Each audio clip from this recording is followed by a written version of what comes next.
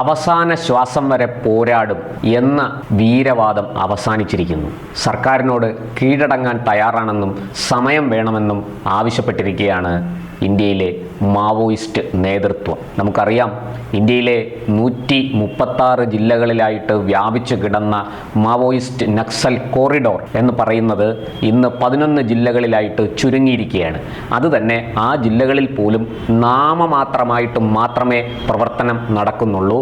ഈ മാവോയിസ്റ്റുകളുടെ ഗറില്ല വിഭാഗമായ people's liberation guerrilla army എന്ന സൈനിക വിഭാഗം സുരക്ഷാ സേനയെ നിരന്തരം ആക്രമിക്കുന്ന, ജനങ്ങളെ വെടിവെച്ചു കൊല്ലുന്ന, നമ്മുടെ സംവിധാനങ്ങളെ തകർക്കുന്ന, സായുധ പോരാട്ടം നടത്തുന്ന ആ വിഭാഗം ഛിന്ന ഭിന്നമായിരിക്കുന്നു.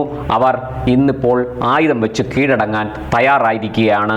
നമുക്ക് സർക്കാർ അതിനുള്ള അവസരം നൽകണം എന്ന് പറഞ്ഞ് കത്തെഴുതിയിരിക്കുകയാണ്. മധ്യപ്രദേശ്, മഹാരാഷ്ട്ര, ഛത്തീസ്ഗഡ് മുഖ്യമന്ത്രിമാർക്കും കേന്ദ്ര സർക്കാരിനും ഇത് സംബന്ധിച്ച് CPI-ML communist party of India ML എന്ന് പറയുന്ന മാവോയിസ്റ്റ് വിഭാഗമാണ്. അവർ കത്ത് എഴുതിയിരിക്കുകയാണ്. ഇത് കേന്ദ്ര സർക്കാർ ഇത് ഗൗരവത്തിലെടുക്കണം. ഞങ്ങൾ ഈ പറഞ്ഞതുപോലെ ആയുധം വെച്ച് കീഴടങ്ങാൻ തയ്യാറാണ്. അതിനുള്ള സമയം അനുവദിക്കണം. ഏതാണ്ട് ഫെബ്രുവരി 15 വരെയാണ് അവർ സമയം ചോദിച്ചിരിക്കുന്നത്. പക്ഷേ കേന്ദ്ര സർക്കാർ ഇതേക്കുറിച്ച് പ്രതികരണങ്ങളൊന്നും തന്നെ നടത്തിയിട്ടില്ല. ഈ CPI-Mന്റെ കേന്ദ്ര കമ്മിറ്റി അംഗവും പോളിറ്റ് ബ്യൂറോ അംഗവുമായ മല്ലോജുല വേണുഗോപാൽ റാവു എന്ന സോനു ആണ് കീഴടങ്ങാൻ ആഹ്വാനം ചെയ്തിരിക്കുന്നത്. ഈ സർക്കാരിൻ്റെ പുനരധിവാസ പദ്ധതിയുടെ ഭാഗമാകാൻ ഞങ്ങൾ ഒരുക്കമാണ്. അതിന് ഞങ്ങൾക്ക് അല്പസമയം തരണം. ഞങ്ങളുടെ കേഡർമാരെ എല്ലാം ഒന്ന് കണ്ട് സംസാരിച്ച് എല്ലാവരെയും കാര്യങ്ങൾ പറഞ്ഞ് ബോധ്യപ്പെടുത്തി ഞങ്ങൾ 2026 ഫെബ്രുവരി 15 ഞങ്ങൾ ആയുധം വെച്ച് കീഴടങ്ങിക്കൊള്ളാം. മേലിൽ ഞങ്ങൾ ഒരു അക്രമ പ്രവർത്തനങ്ങളും നടത്തുകയില്ല. സർക്കാർ നിശ്ചയിക്കുന്ന പുനരധിവാസ പാക്കേജുമായിട്ട് ഞങ്ങൾ സഹകരിക്കാം, പൂർണ്ണമായിട്ടും സഹകരിക്കാം എന്നൊക്കെയാണ് കത്തിൽ പറയുന്നത്. മാത്രമല്ല, ഒരു ഉറപ്പുകൂടി ഇദ്ദേഹം നൽകുന്നുണ്ട്. അതായത് എല്ലാ വർഷവും ഡിസംബർ മാസത്തിലെ 2ാം വാരം അവർ ഈ മരിച്ചുപോയ സുരക്ഷാ സേനയുമായുള്ള ഏറ്റുമുട്ടലിൽ വധിക്കപ്പെട്ട മാവോയിസ്റ്റുകൾക്ക് ശ്രദ്ധാഞ്ജലി അർപ്പിച്ചുകൊണ്ട് ഒരു വാരം ആചരിക്കാറുണ്ട്. അത് ഇക്കുറി ഞങ്ങൾ ആചരിക്കില്ല. അതുകൊണ്ട് തന്നെ നിങ്ങൾ ഇത് വിശ്വസിക്കണം എന്നാണ് അവർ ആവശ്യപ്പെടുന്നത്. എന്നാൽ കേന്ദ്ര സർക്കാർ ഇക്കാര്യത്തിൽ യാതൊരു പ്രതികരണവും നടത്തിയിട്ടില്ല. കാരണം മാർച്ച് 31, 2026 മാർച്ച് 31 എന്നൊരു ദിവസമുണ്ടെങ്കിൽ ഇന്ത്യ മാവോയിസ്റ്റ് നക്സൽ മുക്തമായിരിക്കും എന്ന് പ്രഖ്യാപിച്ചത് ഇന്ത്യയുടെ കേന്ദ്ര ആഭ്യന്തരമന്ത്രി അമിത്ഷായാണ്. അദ്ദേഹം അത് പ്രഖ്യാപിക്കുമ്പോൾ പലരും കളിയാക്കി ചിരിച്ചു, പരിഹസിച്ചു. നമ്മുടെ രാഷ്ട്രീയ രംഗത്ത് പ്രതിപക്ഷത്തുള്ളവർ ഒക്കെ അമിത്ഷായുടെ വാക്ക് വെറും വീൺവാക്കാണ്, വീരവാദമാണ്, പൊള്ളയാണ് എന്നൊക്കെയാണ് പറഞ്ഞിരുന്നത്. പക്ഷേ മുന്നോട്ട് പോകുന്തോറും നമുക്ക് മനസ്സിലായി അങ്ങനെയല്ല. ഒന്നൊന്നായി മാവോയിസ്റ്റ് നേതാക്കൾ, കൊടും ഭീകരന്മാർ അങ്ങനെ തന്നെ പറയണം, അവർ കൊല്ലപ്പെടുന്നു, അവർ വധിക്കപ്പെടുന്നു. ഏറ്റവും പ്രബലരായ ഈ ഗറില്ല ഓപ്പറേഷനുകൾ ആസൂത്രണം ചെയ്തിരുന്ന മാവോയിസ്റ്റ് ഭീകരന്മാർ ഒന്നൊന്നായി വധിക്കപ്പെട്ടു എന്നുള്ളത് സത്യമാണ്. ഏറ്റവും ഒടുവിൽ മദ്വി ഹിറ്റ്മ എന്ന അവരുടെ ഏറ്റവും പ്രമുഖനായ ഗറില്ല ഒളിപ്പോരാളികളുടെ നേതാവ്, ക്യാപ്റ്റൻ, തലയ്ക്ക് 1 കോടി രൂപ വില പറഞ്ഞിരുന്ന ഈ കൊടും ഭീകരൻ ഏതാനും ദിവസങ്ങൾക്ക് മുമ്പാണ് സുരക്ഷാ സേനയുമായുള്ള ഏറ്റുമുട്ടലിൽ വധിക്കപ്പെട്ടത്. അതോടുകൂടി ഈ മാവോയിസ്റ്റ് വിഭാഗം ഛിന്ന ഭിന്നമായി. അവർ വല്ലാണ്ട് ഭയന്നുപോയി ഇനി മുന്നോട്ട് പോകാൻ. കാരണം ഇത്രയും കാലം അവരെ നയിച്ചുകൊണ്ടിരുന്ന, അവരെ സായുധ പോരാട്ടത്തിന് തയ്യാറാക്കിയിരുന്ന, പ്രേരിപ്പിച്ചിരുന്ന കൊടും കുറ്റവാളിയാണ് ഈ ഹിറ്റ്മ. മാത്രമല്ല, ആധുനിക സാങ്കേതിക വിദ്യ, ഏറ്റവും പുതിയ തോക്കുകൾ, ഗ്രനേഡുകൾ ഇതൊക്കെ ഉപയോഗിക്കാൻ അറിയാവുന്ന ഒരു വ്യക്തി കൂടിയായിരുന്നു ഹിറ്റ്മ. ഈ ഹിറ്റ്മയുടെ ചിത്രം പോലും ലഭ്യമല്ലായിരുന്നു.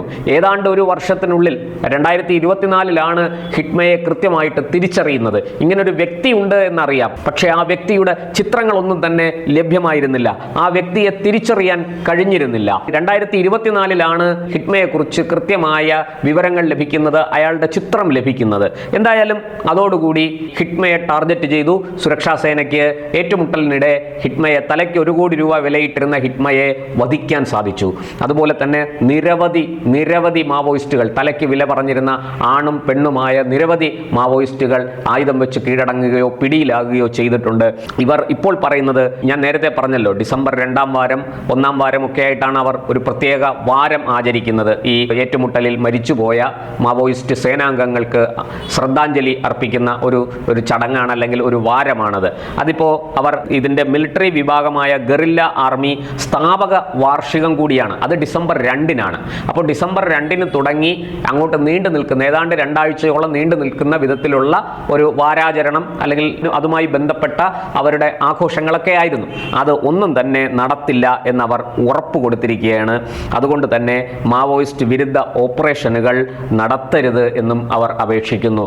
കാരണം ഈ സമയത്ത് സുരക്ഷാ സേനകൾ റെയ്ഡുകൾ നടത്തുകയും വനത്തിനുള്ളിൽ പരിശോധന നടത്തുകയും ഇവരെ അറസ്റ്റ് ചെയ്യാൻ ശ്രമിക്കുകയും അത് ഏറ്റുമുട്ടലിൽ കലാശിക്കുകയും അങ്ങനെ നിരവധി മാവോയിസ്റ്റുകൾ വധിക്കപ്പെടുകയും ചെയ്തിട്ടുണ്ട്. അതുകൊണ്ട് തന്നെ ഇക്കുറി അങ്ങനെ ഒന്നും ചെയ്യരുത്, ഞങ്ങൾ അത്തരം ആചരണങ്ങളൊന്നും സംഘടിപ്പിക്കുന്നില്ല എന്നവർ കത്തിൽ ഉറപ്പ് നൽകിയിട്ടുണ്ട്. മാത്രമല്ല, ഈ മാവോയിസ്റ്റുകൾക്കിടയിൽ പ്രവർത്തിച്ചുകൊണ്ട് മാവോയിസ്റ്റുകളുടെ വിവരം ചോർത്തി സർക്കാരിനും സേനയ്ക്കും മറ്റും നൽകിക്കൊണ്ടിരിക്കുന്ന ഇൻഫോർമർമാരുണ്ട്. ദയവായി അവരുടെ പ്രവർത്തനം അവസാനിപ്പിക്കണം, അവരെയെല്ലാം തിരിച്ചു വിളിക്കണം, ഞങ്ങൾ ഇത് ആയുധം വെച്ച് കീഴടങ്ങാൻ തയ്യാറാണ് എന്നും അവർ കത്തിൽ ആവശ്യപ്പെട്ടിട്ടുണ്ട്. പക്ഷേ ഛത്തീസ്ഗഡ് മുഖ്യമന്ത്രി വിജയ് ശർമ്മ ഇതിനോട് പ്രതികരിച്ചു. അദ്ദേഹം പറഞ്ഞത്, ഈ ഫെബ്രുവരി 15 വരെ കാക്കേണ്ട കാര്യമില്ല, ആയുധം വെച്ച് കീഴടങ്ങാൻ വെറും 10-15 ദിവസം മതി, അതിനുള്ളിൽ കീഴടങ്ങാം, അതിനുള്ള സൗകര്യമുണ്ട്. മറിച്ച് എന്തിനാണ് ഈ ഫെബ്രുവരി 15 വരെ സമയം ആവശ്യപ്പെടുന്നത് എന്ന് മനസ്സിലാകുന്നില്ല എന്ന് വിജയ് ശർമ്മ പ്രതികരിച്ചിട്ടുണ്ട്. നമുക്കറിയാം, ആന്ധ്ര അതിർത്തി കടന്ന് മഹാരാഷ്ട്രയുടെ കിഴക്കൻ പ്രദേശങ്ങളിലൂടെ നേരെ ഛത്തീസ്ഗഡിലേക്കും മധ്യപ്രദേശിൻ്റെ കിഴക്കൻ പ്രദേശങ്ങളും ഒക്കെ അടങ്ങുന്ന ആ ഭാഗത്ത് ദണ്ഡകാരണ്യം എന്ന് പണ്ടറിയപ്പെട്ടിരുന്ന ദന്തേവാദെ എന്ന് ഇന്നറിയപ്പെടുന്ന ആ കൊടുങ്കാടുകൾക്കുള്ളിലാണ് ഈ മാവോയിസ്റ്റുകൾ തമ്പടിച്ചിരിക്കുന്നത് എന്ന് നമുക്കറിയാം. എന്തായാലും സോനു എന്ന ഭൂപതി, പുല്ലൂരി പ്രസാദ് റാവു എന്ന ശങ്കരണ്ണ അടക്കമുള്ള പ്രമുഖ നേതാക്കൾ മഹാരാഷ്ട്ര, മധ്യപ്രദേശ്, ഛത്തീസ്ഗഡ്, തെലങ്കാന സംസ്ഥാനങ്ങളിലെ നിരവധി മാവോയിസ്റ്റുകൾ ഇവരൊക്കെ കീഴടങ്ങുകയോ കീഴടങ്ങാൻ സന്നദ്ധത പ്രകടിപ്പിക്കുകയോ ചെയ്തിരിക്കുകയാണ്. കഴിഞ്ഞയാഴ്ചയാണ് ഈ പറഞ്ഞതുപോലെ മദ്വി ഹിറ്റ്മ കൊല്ലപ്പെട്ടത്, ഏറ്റുമുട്ടലിൽ വധിക്കപ്പെട്ടത്. എന്തായാലും മാവോയിസ്റ്റുകളുടെ ശക്തി ചോർന്നിരിക്കുന്നു, ശക്തി ക്ഷയിച്ചിരിക്കുന്നു, അവരുടെ കരുത്ത് ചോർന്നുപോയി. അവർക്ക് ഇനി ഇതുപോലെ സംഘടിച്ചു നിന്ന് രാജ്യവിരുദ്ധ പ്രവർത്തനങ്ങളിൽ ഏർപ്പെടാൻ, നമ്മുടെ സേനയെ ആക്രമിക്കാൻ ഒന്നും അവർക്ക് കഴിയില്ല എന്ന് വ്യക്തമാണ്. വിദേശത്ത് നിന്ന് വരുന്ന സഹായങ്ങളെല്ലാം തന്നെ അവസാനിപ്പിച്ചു. കേന്ദ്ര സർക്കാർ അതൊക്കെ വളരെ ഭംഗിയായി തന്ത്രപൂർവ്വം അതിനൊക്കെ പൂട്ടിട്ടു. ആയുധങ്ങൾ ലഭിക്കുന്നില്ല, വെടിയുണ്ടകൾ ലഭിക്കുന്നില്ല, പണം ലഭിക്കുന്നില്ല.